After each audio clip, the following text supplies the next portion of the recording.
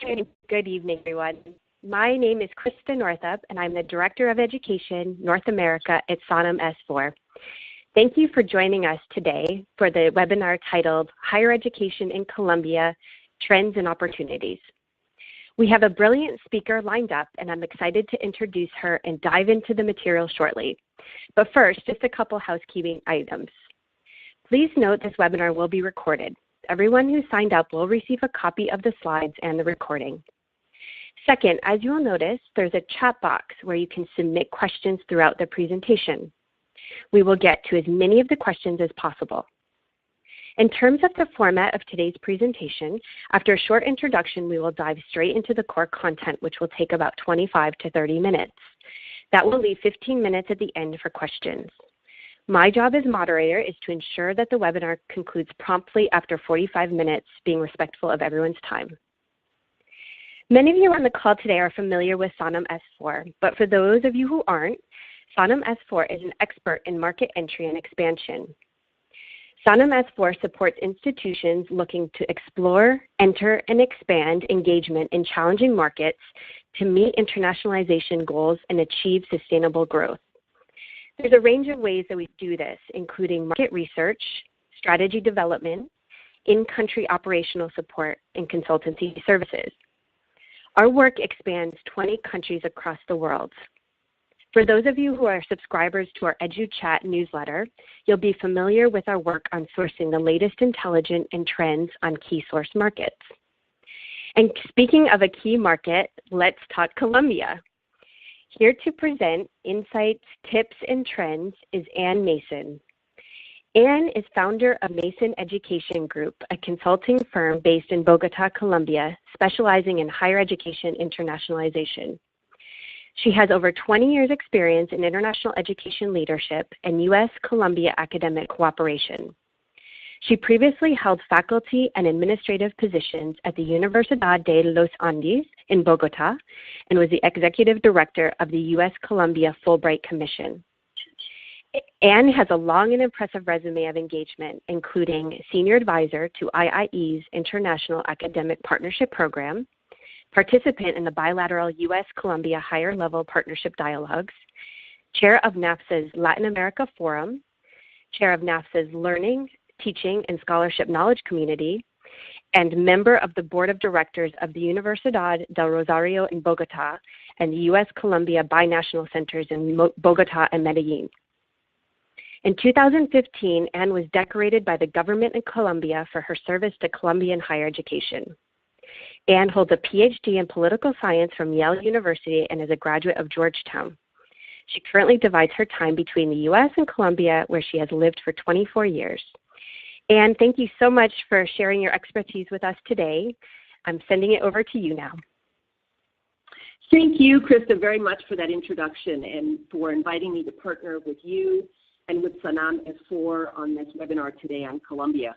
I'm really delighted to see that there's so much interest by so many people and institutions from around the world about higher education in Colombia, which I believe, and I'm living, really is one of the most unique, dynamic, and inspiring educational environments in the world today. So for our attendees, as Krista explained, I think what I'd like to achieve today is to give you a general introduction to Colombia's higher education and to talk about some of the opportunities for international engagement. And hopefully, at the end of today's talk, some of you will be really excited about the possibilities that Colombia offers.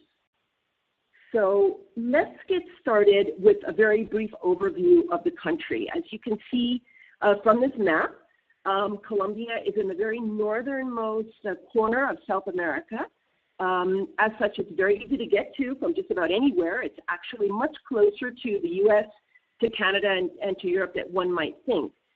Flying to Bogota from New York City takes the same amount of time as it does to fly coast to coast in the United States, and Bogota is only about 10 or 11 hours from London. It has the unique feature of being the only South American country with both Atlantic and Pacific coasts, which, given the crazy weather in these last couple of weeks, I'm not sure if that's such a good thing anymore, but that's what we have. It's the second most populous country in South America with 48 million people. Colombia is currently in the fourth place of Latin American economies.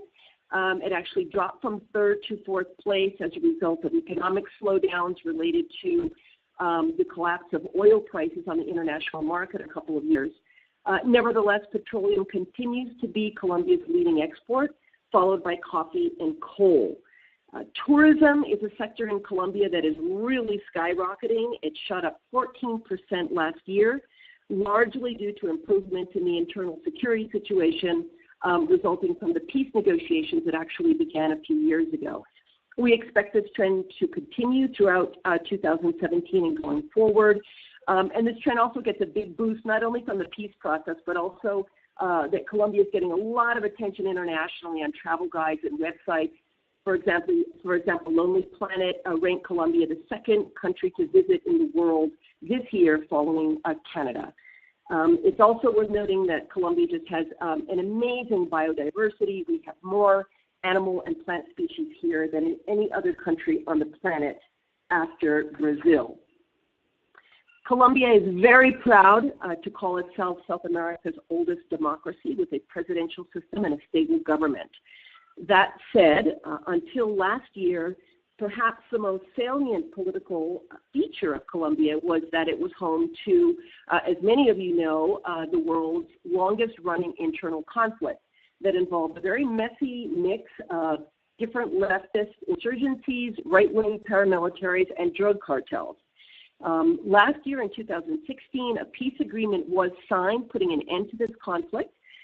This peace agreement not only earned the president of Colombia, President Santos, the Nobel Peace Prize, but more importantly, it has marked the beginning of the end of this conflict and has really opened up a new post-conflict era in Colombia. The guerrilla organization, the FARC, now has completely demobilized and is seeking to participate peacefully in the political process as a political party. So the country really is in a transition footing to peace building. There's great hope for Colombia's future, for its development, for its prosperity. At the same time, there is a certain fragility in some regions of the country related to ongoing security challenges. These security challenges are quite complex and multifaceted. They're associated naturally with the demobilization and reintegration into society of combatants. But it's also associated with a boom in criminal activity related to the drug trade and coca cultivation, which is up nearly 20% this year alone. Colombia has very strong diplomatic and commercial ties. They're especially robust with the United States, Canada, and Mexico in North America, and with the UK and Spain in Europe. Indeed, the U.S. is Colombia's, and has been for many years, Colombia's strongest ally, again now and for the last few decades. So let's turn our attention to education. Education at all levels is a priority of the current government. In fact, education is considered a pillar of the post-conflict agenda. It is seen as the key to achieving lasting peace. The government very clearly understands that education is crucial to drive economic development and employment, to reduce inequality, which was often identified as being an underlying factor associated with the conflict, and of course to help shape the transition to a knowledge-based economy. For the first time in Colombia's history, more of the national budget is dedicated to education than to military spending. This really speaks volumes about the importance of education to Colombia's future. Additionally, 10% of the oil and mining royalties in Colombia are dedicated to spending on science, technology, and innovation. Another interesting aspect of Colombia's education right now is that it is seeking admission to the OECD, and this is part of the explanation for the country's emphasis on strengthening the education sector. As many of you know, this process requires compliance with a number of indicators related to access, related to equity and quality, from primary education all the way up to tertiary education. Let me share some basic facts with you all about higher education in Colombia that are useful for our discussion today. There are a total of 288 higher education institutions in the country. That's divided among universities and two different classes of technical institutions, which I'm not really going to go into today. Of the 80 universities in Colombia, 48 are private and 32 are public. Just over half of them are accredited by a national accreditation agency that is administered by Colombia's Ministry of Education. International accreditations are also on the rise in Colombia, not really of institutions or of the universities themselves, but of individual programs, particularly in the fields of business and engineering. In line with trends in Latin America and other parts of the developing world in recent years, there's been a massification of higher education in Colombia. Enrollment in tertiary education has doubled in recent years. Currently, there are about 2.1 million undergraduates enrolled in different higher education institutions. This is about 42% of the eligible population, which may sound high, yet it's important to keep in mind that actual graduation rates are quite a bit lower than that due to somewhat high desertion rates at the university and technical institution level. At the same time, there are about 4,500 graduate students enrolled in master's and PhD programs in Colombia. Most universities in Colombia aspire to reach some version of research university status today. This has been going on for a few years now, and as such, they've all been quite aggressively developing graduate and research programs and capacity, even while they maintain a commitment to their teaching mission, which traditionally has been the hallmark of universities in Latin America. I think that this research focus is really good news for many international universities looking for opportunities not only for student exchanges, but also for faculty engagement. There are 240 doctoral programs in Colombia. Colombia has about 7 PhDs per capita. This has increased in recent years, but it is still somewhat below the PhD rates in other countries in the region. Spending on research and development in Colombia is unfortunately still quite low, less than 1%, which does affect research and academic output. Universities on average have just under 20% of their faculty holding PhDs, yet this will vary quite a lot from one university to another. The leading universities in the country would have upwards of 75, 80, or even higher percentage of their faculty and teaching staff holding PhDs. Strategic priorities for research in Colombia now tend to be clustered in the fields of energy, health sciences, agriculture and food production, biotechnology, environment and biodiversity, and also in the social sciences. So all in all, I'm very happy to report a very positive outlook for higher education internationalization in Colombia. This is based on the peace-building context and the opportunities that this is creating, and also on the importance being given to education and equality by the government. Colombia spent many years being somewhat outside the mainstream of international education cooperation and dynamics. Universities in the rest of the world, quite frankly, were not particularly interested in partnerships. They weren't too keen on sending faculty and students to Colombia, but I think the entire proposition just seemed too uncertain and seemed quite risky. So Colombia went through a fairly long stage where internationalization was largely about Colombians going abroad to study at the undergraduate or graduate level. But this is changing, and it's changing quite a bit. Colombia's higher education sector today really is showing an impressive jump and improvement in terms of their positioning internationally. Most notably, universities as well as the Colombian government have really embraced the idea of comprehensive internationalization, the importance of strategic partnership development, And they're using this model for how they want to interact with global higher education markets. They really want to go beyond a very kind of simplistic first-generation model that just focuses on mobility. That said, Colombia, like a lot of countries, still does tend to get stuck a little bit on student mobility indicators. Nevertheless, there is a growing recognition of the importance of broadening the parameters of internationalization, of stressing partnerships, focusing on international teaching and learning initiatives, as well as on research and faculty collaboration. So that's all very exciting. One goal that's quite interesting to mention that is shared by government and universities is to position Colombia as a leading destination for scholars, researchers, and students around the world. And I think in this regard, the peace-building context in Colombia today makes it a very unique learning environment for developing and carrying out international initiatives.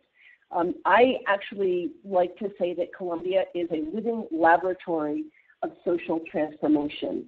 It offers a wealth of opportunities for international students and faculty alike, really in all fields of knowledge, to learn firsthand about the challenges of peace building, about reconciliation, and to develop and carry out applied academic programs, experiential programs, service learning programs, as well as fieldwork.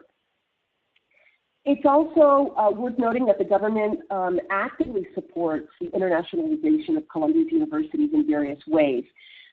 In the first place, and very importantly, it finances and subsidizes study abroad in international degree programs.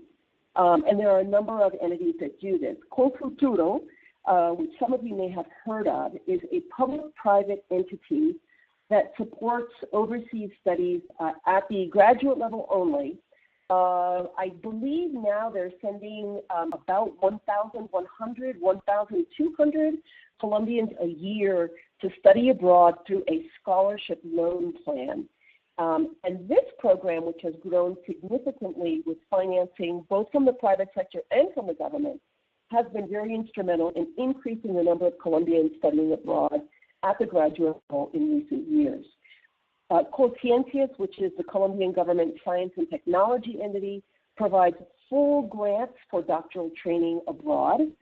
And ISATEX, which is the government's higher education financing entity, provides subsidized loans both for Colombian students to study abroad and also for international students to come to Colombia to study at the undergraduate or at the graduate level. The Colombian government also supports Colombia Challenge Your Knowledge. This is a network of the top accredited universities in the country that has really led the charge of internationalizing higher education, and that has achieved a very impressive presence in international education spaces and fairs around the world, and really has helped put Colombia on the international education map, so to speak. In terms of Colombia's international ties, Europe, North America, the rest of the Latin American region, and Australia all stand out for the strength of their engagement with Colombian higher education. Many of these relations are developed or boosted through comprehensive government MOUs and science and technology agreements, such as the one signed between Colombia and the United Kingdom last year. Similar agreements also exist with Canada, with Germany, and I believe with Spain. Universities, of course, also pursue their own partnership agenda directly with other universities. And what's become very kind of popular recently are universities in Colombia looking to join regional networks of universities, such as the Pacific Alliance and the Consortium of Canadian Universities, CASO. These regional networks have become of great interest in Colombia in recent years. And all these agreements generally seek to promote a very broad agenda of engagement, faculty development, research collaboration, dual degree programs, and of course, they also support student and scholar mobility. And on that score, I'm happy to report that the mobility of Colombian students has indeed been on the rise. An estimated 25,000 Colombians were enrolled in some type of international education program in 2015. This makes Colombia the third highest sending country of students from Latin America to the rest of the world after Brazil and Mexico. It's worth pointing out that from a per capita standpoint, Colombia is in fact the #1 contributor to outgoing international students from the region. And I think that says a lot about how important international education is in Colombia. About 75% of Colombians who go abroad to study are enrolled in degree programs, either at the undergraduate or at the graduate level.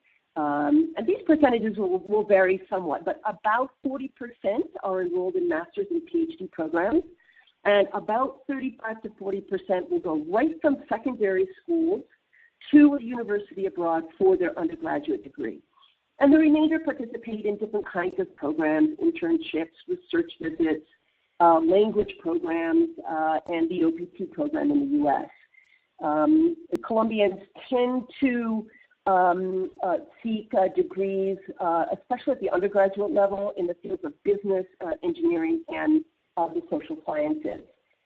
Leading destinations for Colombians going abroad are the U.S., followed by Spain, France, and Germany in Europe, then Australia, other countries in the Latin American region, then the UK and Canada. And these countries may change their order a little bit, but generally these are the leading receiving countries of Colombian students. And we've seen a pretty steady growth in the number of Colombians going abroad in recent years. I know that we have some universities with us today that are not from the United States, but just to cite some IIE data to give you a sense of this trend, Colombians studying in the United States in 2015, 2016, which were just over 7,800, that represented a 9% increase over the previous year. And if we look at the last decade, overall enrollment in U.S. Universities by Colombians has been trending upward with an overall 10-year increase of about 17 or 18%. So what we're seeing coming out of Colombia is a very solid, consistent presence internationally. Colombians and Colombian employers place a very high value on an international degree. There's a prestige factor associated with having gone abroad to study, and I'm speaking English, so I believe that we can expect this growth to be sustainable as we look forward. And a really interesting development in student mobility involving Colombia is mobility to Colombia. There's really been a stunning jump of about 300% in the number of international students in Colombia over the last 5 years. Not surprisingly, mobility to Colombia historically was very low due to the internal conflict and the security situation. But I think that Colombia is sort of emerging as one of the new best-kept secrets in international education, not only in the region, but also in the world. Again, just to give an example, the number of Americans in Colombia in 2015 who were enrolled in credit granting programs doubled. And that's not even counting the number of U.S. students who were enrolled in different kinds of experiential learning, service learning, or internship type programs. And that's even with the State Department travel warning, which I'll talk about in just a little bit. So with regard to Colombian universities and what their international capacity and activity looks like, as I've mentioned previously, the leading universities are now quite focused on comprehensive internationalization. They do prioritize partnerships and capacity building, through which they're looking to support research collaborations and exchanges, faculty development opportunities, sandwich programs for their graduate students. And through these initiatives, naturally, they want to leverage this more institutional relationship to support student mobility going in both directions. Colombian universities continue to make progress on their international rankings. This is considered a very important aspect of their internationalization and partnership development strategy. In 2016, 5 universities from Colombia were ranked in the top 50 of the QS rankings of Latin America. And in the most recent Times Higher Education rankings of Latin America, Colombia is now the fourth-ranked country in the region with 11 qualifying institutions. Just a note of caution on the capacity of Colombian universities. I would say that many internationalization offices do not have comparable capacity, funding, or even training of staff as do universities in North America and Europe. You can also expect a lower level of English of the international staff and administrators. Colombian universities have a marked preference for MOUs and other formal agreements, which can be a little cumbersome sometime in developing relationships. And even private universities would be considered, I think, by U.S. or European standards to be quite bureaucratic and highly centralized compared to some other higher ed markets. So this can slow down doing business in Colombia and may be a source of frustration. And the last kind of word of caution I wanted to mention about Colombian universities with regard to their internationalization capacity is that their services for visiting faculty and students is also quite rudimentary. I mean, I like to argue that that's part of the cultural experience, but sometimes it is a bit of a shock for students and faculty when they're used to a different kind of administrative and non-academic support from our institutions. So with that background on education and higher education, I'd like to share some how-tos on getting engaged in Colombia, especially for those of you for whom you're looking at Colombia for the first time. I think the very first suggestion would be to focus on relationship building with a commitment to mutual benefits, with a commitment to reciprocity. This will take you very far in the Colombian market. We all understand the emphasis that's placed on mobility indicators of students, grad students, even their faculty. But I firmly believe that creating mobility programs within a framework of institutional engagement that focuses on mutuality and parity will be far more sustainable and of greater benefit to both universities involved going into the future. I highly recommend that international institutions go beyond the usual suspects. Like in all of the world's higher education markets, sometimes we can get a little stuck on, the very, very top institutions. I would recommend that you don't limit yourself to that top handful of universities in Bogota. By reaching out to regional universities in particular, you will likely identify some very high-quality institutions with great compatibility, both academically and socially, and you'll find that they are very, very eager to engage internationally. By all means, do whatever you can to leverage faculty or students, both from Colombia and from Latin America in general, who are currently at your institutions. I think this is a very highly effective way of building relationships with universities and with other organizations in Colombia because of the incredible importance placed on personal relationships in Colombian society. This is very important. Your alumni networks also can be very effective for making contacts with Colombian institutions. Peace is the issue in Colombia right now. So all universities are very focused on their role in Colombian civil society as important stakeholders in peace building. So any interest or proposal for engagement that provides mechanisms to further that agenda will likely be very well received. And I think the last thing I wanted to mention here is that things in Colombia, as in many parts of the developing world, sometimes tend to take a bit more time than in developed country contexts. So a short-term attitude will probably not get you very far.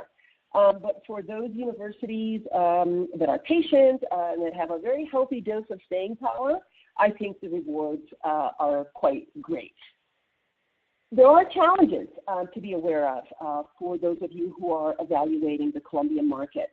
One thing to be aware of is the low level of English in Colombia. In spite of the importance that Colombian society places on English, Colombia is ranked low in many kinds of international rankings, the World Bank, OECD, the EF Proficiency Index. So this can be a problem at recruiting students and even sometimes at hosting faculty.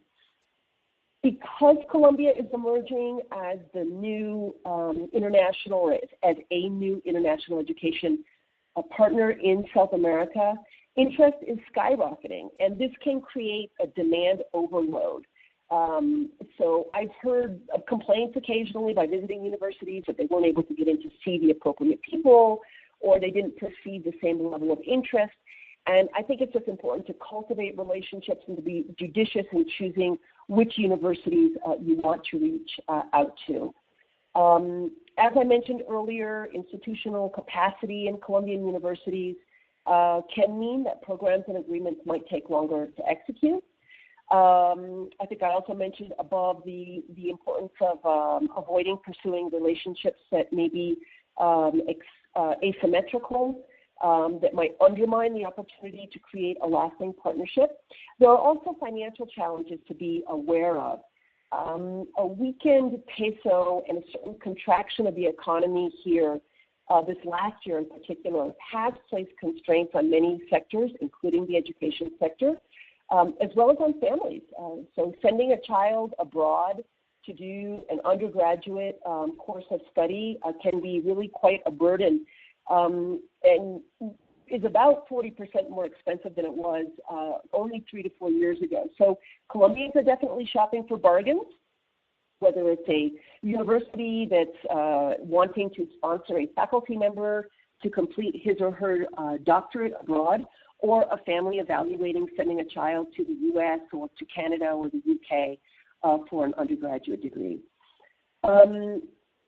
Another challenge, of course, is security. We can't talk about Colombia without talking about the security situation. Many of our Canadian and European and Australian colleagues are sometimes more relaxed about this, but the U.S. State Department still does have a travel warning in place, and it's not likely to lift it anytime soon. We know this can be a challenge with regard to legal offices in U.S. universities. I do want to point out, however, that many universities have developed a quite nuanced approach to the travel warning and have developed highly successful programs, not only for faculty and graduate students, but also for students with Colombian partner universities within a very strict security framework. So my only recommendation here would be to not strike Colombia from your list of potential international partners because of this, but it's something to be aware of and to discuss naturally with your partners. So just to end on a positive note and trying to wrap this up on time so we have a good 10 minutes for questions, I want to reiterate what I said at the start of my presentation. Colombia really is a very unique and inspiring international learning environment, educational learning environment. I think it represents great opportunities for your institution, for students, and for your faculty. It is emerging from what had been a very low profile in international education networks to be expected as one of the new global stars in higher education. This according to a recent study by Times Higher Education. Universities in Colombia are very quickly becoming savvy and effective players in the world of internationalization, which makes them good partners. And the interest in studying in another country in Colombia continues to grow, not only for faculty and researchers who want to go abroad with sponsorship by their universities, but also for professionals who want to go abroad to do a postgraduate degree, and for Colombians who are still seeking to carry out an undergraduate study abroad. So we can expect the higher education sector to continue to strengthen as peace building becomes consolidated and the economy improves. And the last point I want to make is that really Colombians, I think as a group, as a culture, enrich the learning environment, whether they're on your campuses as undergraduates, as PhD students, on a research exchange. Colombians are lively, they're outgoing, they're curious, and they like to get involved in absolutely everything. So For any of you who have hosted Colombians at your universities, I think you would agree that they're the epitome of what we all want when we think about international guests and international students and the international population on our campuses. So I encourage you to reach out and to consider Colombia. And on that, I will wrap up and turn it back over to Krista. Anne, thank you so much. That was such an interesting and insightful presentation. I think you've done such a great job of outlining the opportunities and identifying some challenges in the market. So I really do appreciate that very much. So we're going to go ahead and turn to some questions. We had a few come in from the audience while you were speaking. If anybody else has any, you can chat those in now. And the first question that has come in from one of our participants says, for an international university that doesn't know Colombia very well, how would we evaluate the quality of a potential university partner in Colombia? Yeah, well, that's a great question. I am all in favor of doing due diligence. I think it's fundamental. We know that our institutions invest a lot of time and resources in developing partnerships, and it's vital that we understand the quality of the universities and the capacity really to engage internationally. So I would recommend a few things, which may not be exclusive to the Colombian market, but I think in general, I would research other international relationships that university has. I would look very carefully at its international activities and other international partners through its website and through independent reporting. I would verify their presence in international organizations and conferences. Are they attending NAFTA? Are they attending AIEA? Are they going to the European conferences? Are they presenting? Who's there? Who are they interacting with? I would absolutely verify the institution's accreditation status in Colombia and evaluate international accreditations.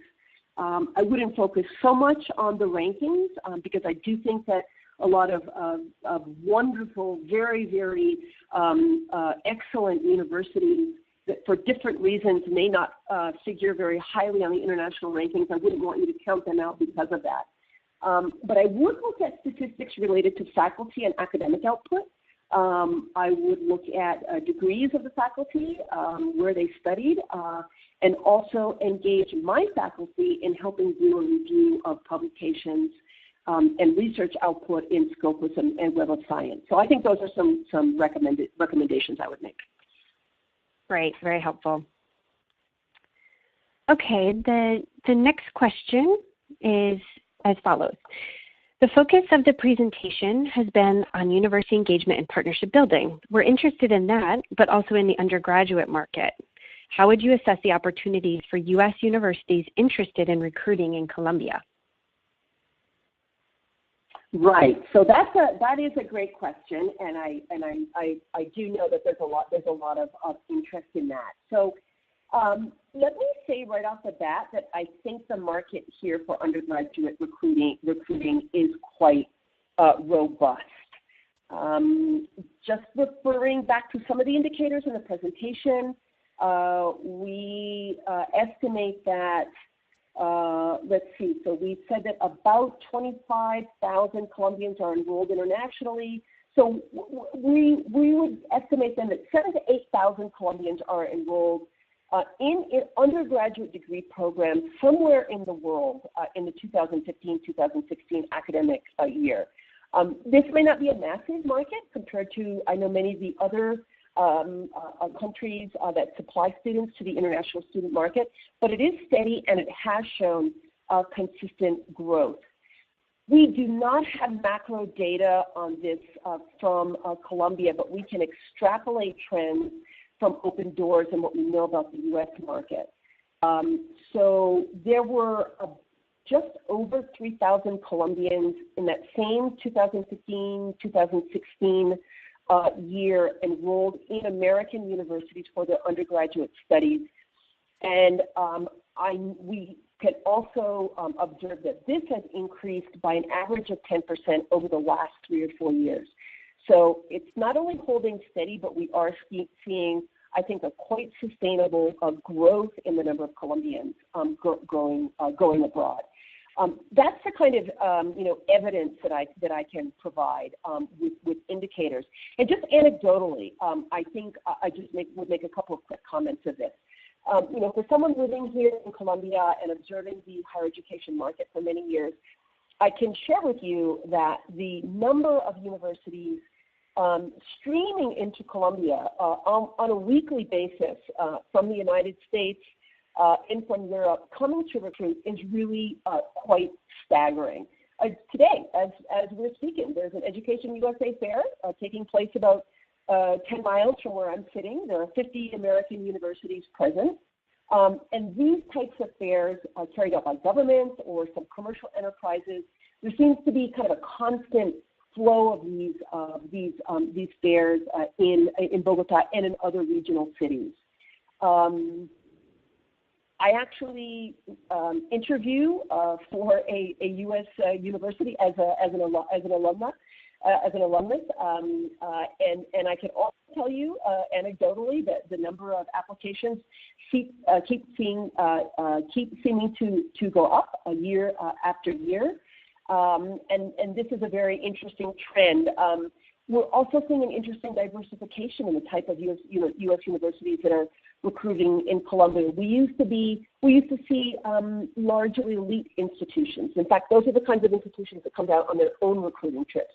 But now we're seeing a diversification in the number of, or the type and the quality of institutions and universities coming to Colombia. We're seeing liberal arts colleges. We're seeing public land-grant institutions. And the reason I'm bringing this up is because I think all of this is evidence of the rich environment that Colombia is presenting and the quality of the undergraduate students, because they're here looking for undergraduate students. So I think that there are a lot of attractive opportunities, whether you are engaged in direct recruiting or whether you're seeking to partner with local recruiting agents. Just a quick comment on how they're paying for this and what they might expect. Wealthy families are going to pay full tuition. That's probably always been the case and might not vary too much going forward. But I think some of the growth that we're seeing in recruiting opportunities for undergraduate students is in having a more diverse student body. Ethnic minorities, Afro-Colombians, indigenous Colombians, underprivileged Colombians. So these are some of the populations that you're interested in reaching out to. I think that you need to be prepared to consider scholarships, discounts, financial aid, think about interacting with the families of these individuals in Spanish, because the families are going to be there helping make these decisions. And also examining your pathway programs and your landing programs on your campuses to help incoming students make the transition to U.S. universities internationally. But just to finish that, I think it's a strong market and I think it's growing. Excellent. Thank you very much. It's very helpful. And there's a question about, and you were just speaking and talking about the funding mechanisms of Colombian students seeking to study abroad. And there was a very specific question about whether loans can be used for ESL programs. Are you aware of the answer to that, or can you comment on that one? Loans. As far as I know, the loan programs that are available in Colombia that I referred to, specifically such from Futuro or ICETEX, those are only for graduate studies. So my short answer to that would be no. But there may be other funding mechanisms that I'm unaware of. Generally speaking, we're not seeing a lot of financing for undergraduate or non-graduate studies. So it's difficult, but it may be out there. Great. Okay. And we just had one. I'm going to take this one final question. This is from an attendee who was interested in online collaboration and was wondering if you had any examples of whether online collaboration has been successful with Colombia, and if so, if you have any models or examples that you can cite, if that's something that you've seen to date, or maybe that's just too early stages at this point? No, it's a great question. I love it. I am a huge fan of, obviously a fan of people-to-people exchanges, but we know that's just not always possible. And yes, Colombians are interested in engaging with other universities and broadening the teaching and learning experience of their students. Just last night, I was in an event of the Colombia chapter of Democrats Abroad. And we had one of our speakers who's on the faculty of a university here and sharing with us about how he linked up his classroom to a classroom at a university in the United States using quite rudimentary technology. So we're seeing professors be very innovative with rudimentary tools. And then, of course, we are seeing, for example, the COIL program. There are a number of Colombian universities that have been engaging very successfully with different SUNY institutions using COIL technology. So there's a huge interest in this, and I think it's a great way to engage in Colombia. Excellent. Thank you all very much, Anne. That was just so brilliant. I think it really provided our audience with such good insights and takeaways. I want to thank you so much for putting together the presentation and for collaborating today with Sannam S4 to deliver that very insightful and informational presentation. Thank you, Krista, and thanks to all of our attendees. Hope you have a great day. Thank you. And everybody that is on the line, if you have any further follow-up questions, my email address is on the screen, and you can feel free to reach out by email. Certainly, you can check out our website for more details. And as mentioned in the beginning, the presentation has been recorded and will be sent out following today's presentation. Thanks again. Have a great day. Bye-bye.